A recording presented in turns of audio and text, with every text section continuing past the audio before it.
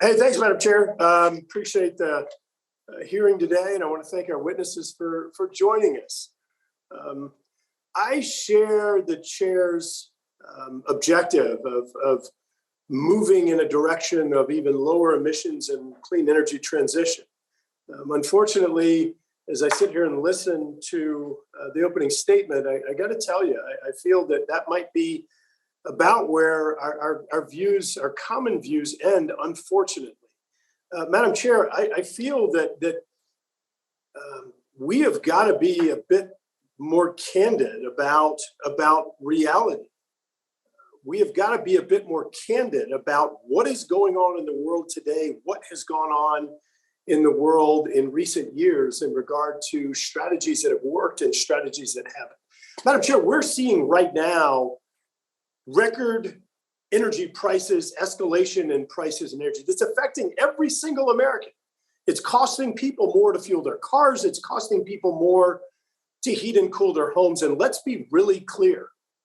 This is absolutely positively the result of actions and inactions of this administration. I can't even begin to explain to people at home, nor should I even try to, how in the world it can be that our administration, our White House of America, the leaders of this country are out there facilitating projects like the Nord Stream 2 pipeline, facilitating Russian dirtier energy into the European Union.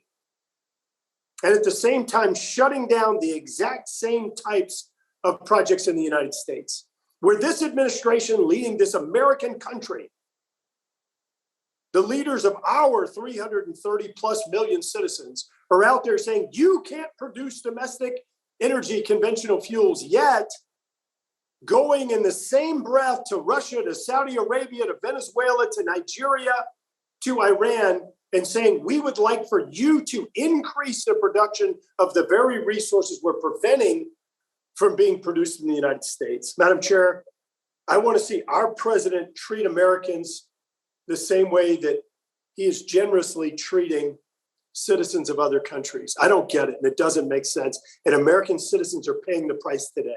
And as every hearing is, as we sit here and listen to folks demonize the United States, this is the 26th COP, the 26th COP.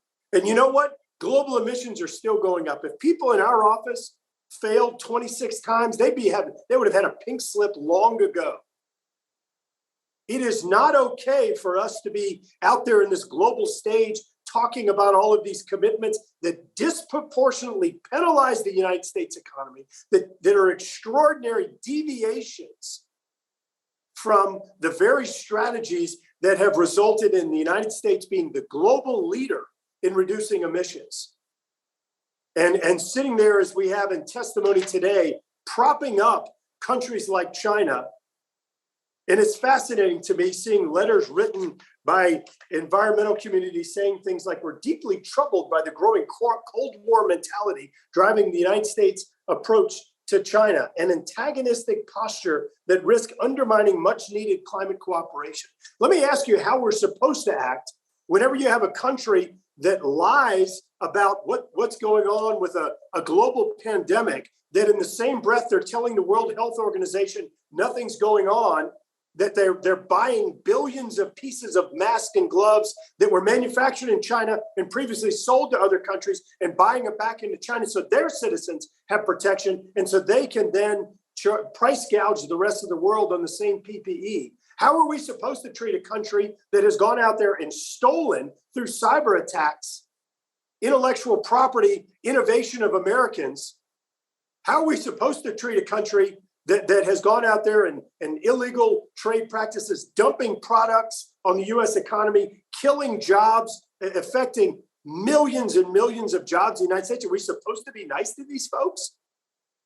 The country that is increasing emissions 4 tons for every 1 ton we're reducing in the United States. Madam Chair, as the United States has led the world in reducing emissions, the global community has increased tenfold for every ton we've reduced. Let me say it again. You can look at the strategies, and Europe is a great example for us. California is a great example for us.